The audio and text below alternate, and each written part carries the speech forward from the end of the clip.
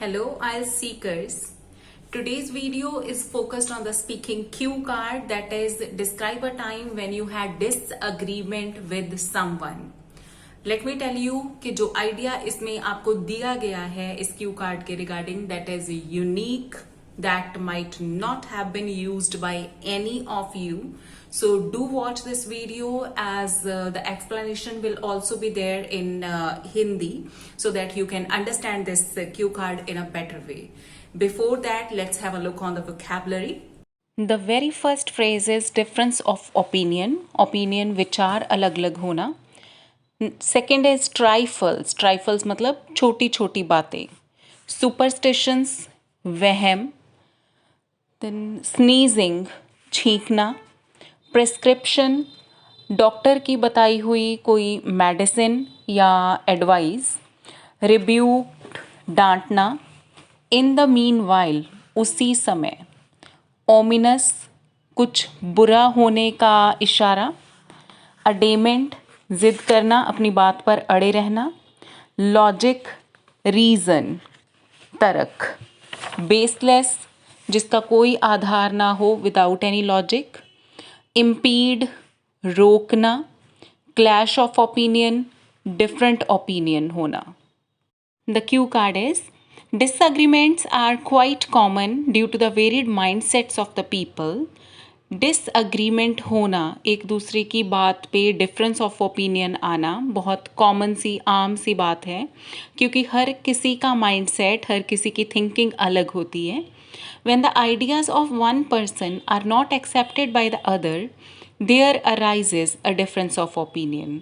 जब एक पर्सन की बात दूसरा पर्सन नहीं मानता तो उससे ओपिनियन में डिफरेंस क्रिएट होता है. I generally don't have disagreements with people over trifles. मेरे छोटी छोटी बातों को लेकर मेरे दूसरे लोगों से डिसअग्रीमेंट्स नहीं होते. As I respect the thinking of others, क्योंकि मैं दूसरों की थिंकिंग की, दूसरों की सोच की रिस्पेक्ट करती हूँ. However I have no tolerance for superstitions. पर अगर बात की जाए सुपरस्टिशंस की, वहम की, तो मेरी कोई टॉलरेंस नहीं है, मुझे ये चीज़ टॉलरेट नहीं होती. Here I am going to share an experience when I expressed strong objection to my grandmother's behaviour over an issue. यहाँ पे मैं बात करने जा रही हूँ अपने एक ऐसे एक्सपीरियंस की जब मैंने बहुत ऑब्जेक्शन किया अपनी ग्रैंड मदर के बिहेवियर पे, जो किसी बात को लेके था. ड्यूरिंग लास्ट विंटर्स, पिछली सर्दी की बात है, I was suffering from cold and cough. मुझे कफ हुई थी, कोल्ड हुआ था. I kept sneezing the whole day long. मैं पूरा दिन छींकती रही. There was no change in my condition despite following the prescription of the doctor. चाहे कि मैंने डॉक्टर की प्रिस्क्रिप्शन को, एडवाइस को स्ट्रांगली फॉलो किया, मेडिसिन खाई, पर मेरी कंडीशन में कोई चेंज नहीं था. इट सो हैपेंड, उसी टाइम क्या हुआ, that my grandfather was stepping out of the house in a hurry to reach his office. मेरे grandfather बाहर निकल रहे थे घर से जल्दी जल्दी में, क्योंकि उन्होंने अपने ऑफिस पहुंचना था. In the meanwhile, उसी टाइम I sneezed. मेरे को छींक आ गई. My grandmother rebuked me for this. मेरी grandmother इस बात के लिए मुझे डांटने लगी. And asked my grandfather to stop for a while. तो उन्होंने मेरे ग्रैंडफादर को बोला कि थोड़ा टाइम रुक जाएं.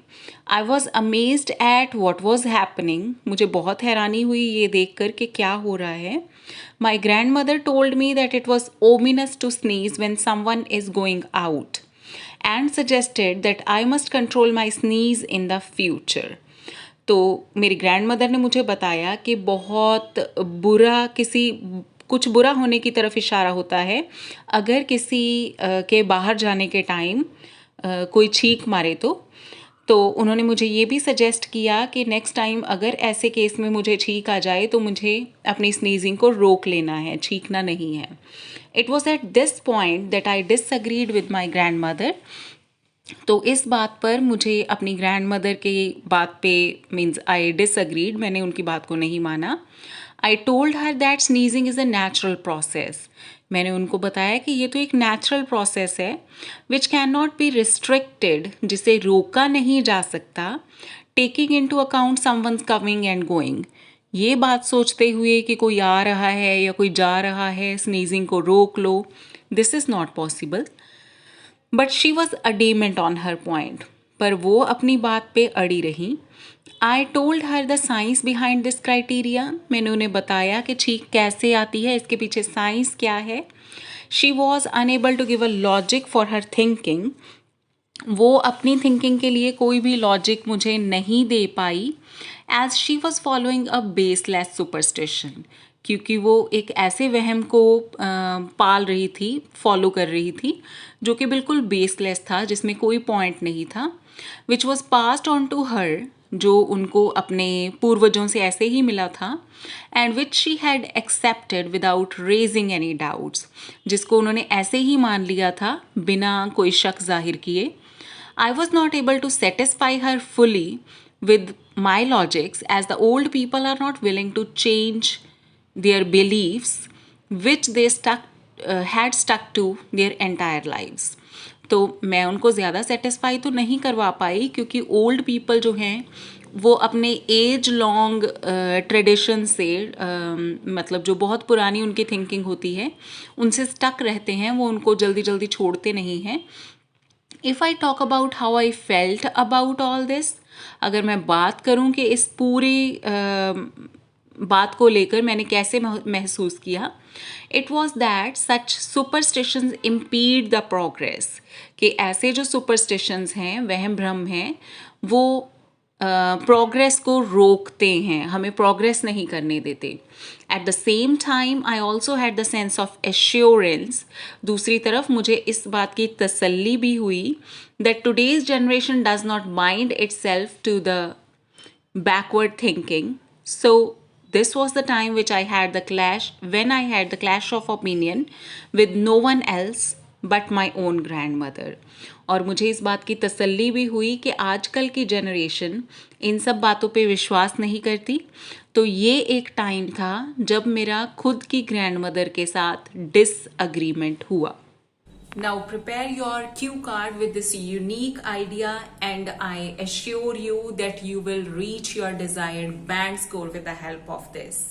So don't forget to like, share and subscribe to my channel.